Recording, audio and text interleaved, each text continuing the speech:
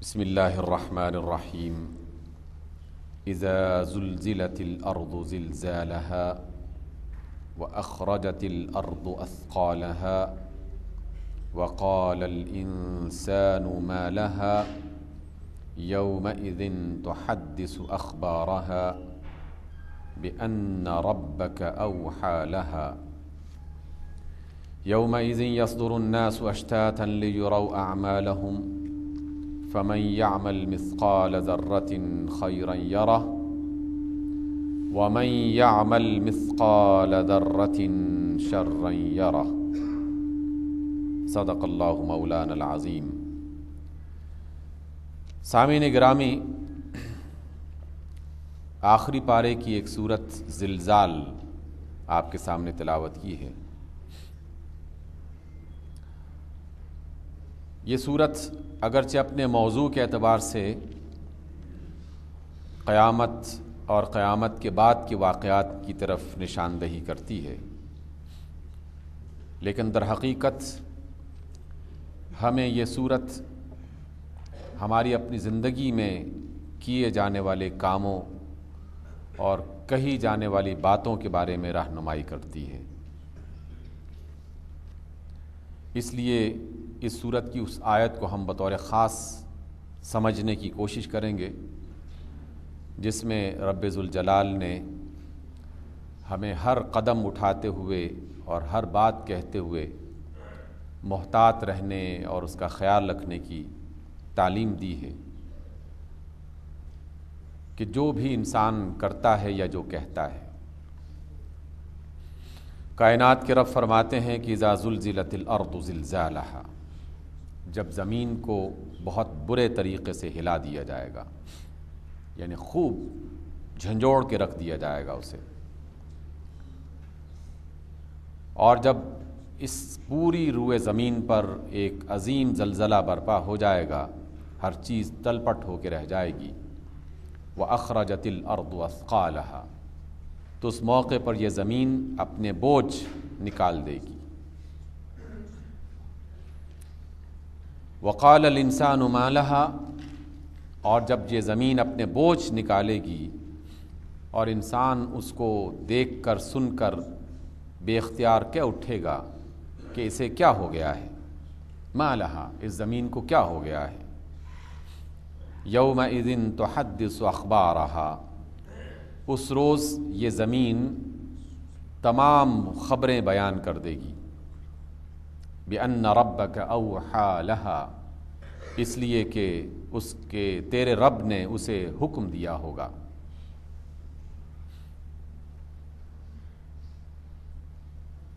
یہ جو بات رب ذوالجلال نے قیامت اور زلزلے کا ذکر کرتے ہوئے کہی ہے کہ یہ زمین پوری کی پوری بہت سارے بوجھ اپنے سینے میں سمیٹے بیٹھی ہے، اور قیامت کے روز جب ایک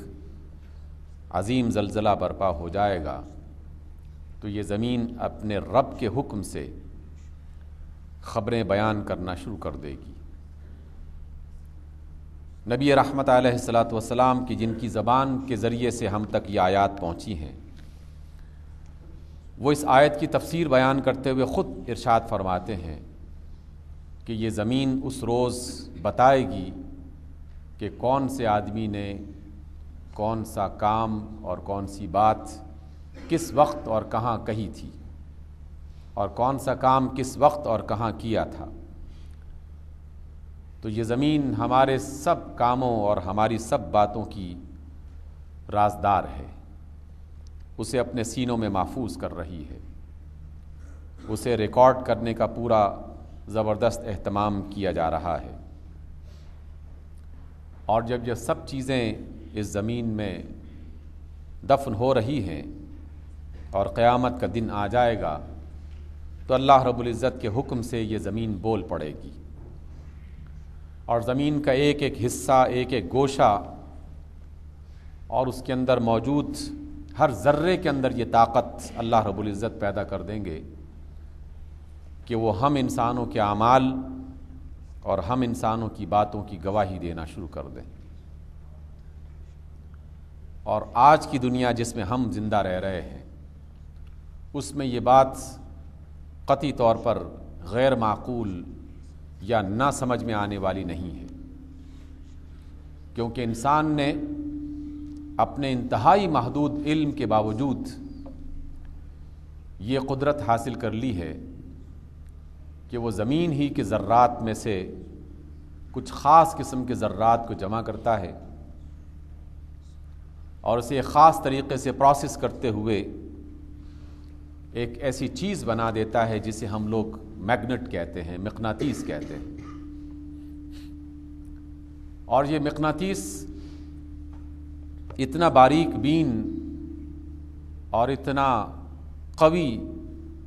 اور سریع الحفظ ہو گیا ہے، اتنی جلدی اس کے اندر چیزیں ریکارڈ ہو جاتی ہیں اور اتنی بہترین طریقے سے ریکارڈ ہو رہی ہیں کہ انسان کی حیرت یقیناً پریشان ہے، عقل پریشان ہے کہ یہ سب کچھ کیسے ہو رہا ہے۔ اور خاص طور پر اگر اس وقت کو یاد کیا جائے کہ جب یہ سائنسی ایجادات وجود میں نہیں آئی تھیں، تو اس وقت کے انسان کے سامنے آج کی ایجادات محض ایک حیرت کدہ بن کے رہ گئی ہے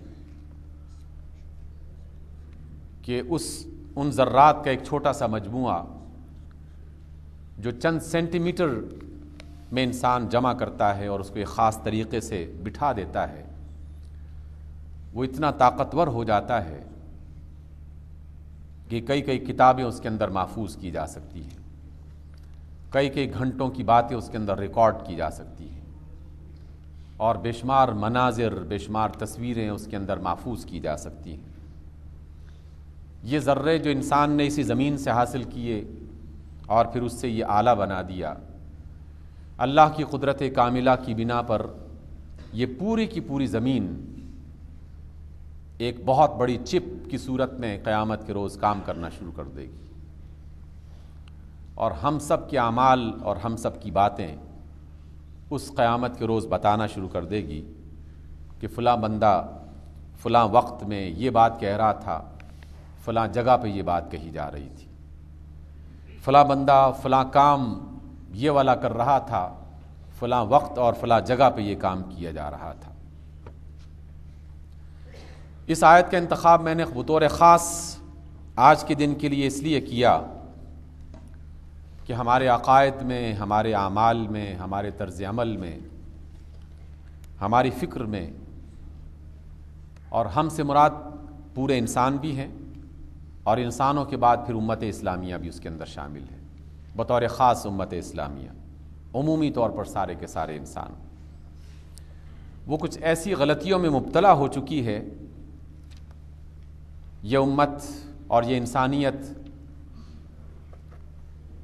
کہ وہ اپنے آپ کو صحیح بنانے کی فکر کر ہی نہیں رہی۔ ہر شخص اپنے نظریات اور اپنے عقائد پر بالکل نابینا انسان کی طرح جمع ہوا ہے، اس کے اندر یہ طاقت اور یہ صلاحیت پیدا ہی نہیں ہو رہی کہ وہ اپنا جائزہ لے سکے، اپنے عقائد کا، اپنے خیالات کا، اپنی فکر کا جائزہ لیتے ہوئے یہ اپنے آپ سے کہہ سکے کہ جناب اگر مجھ میں کہیں کوئی خامی ہے تو مجھے دور کرنا چاہیے،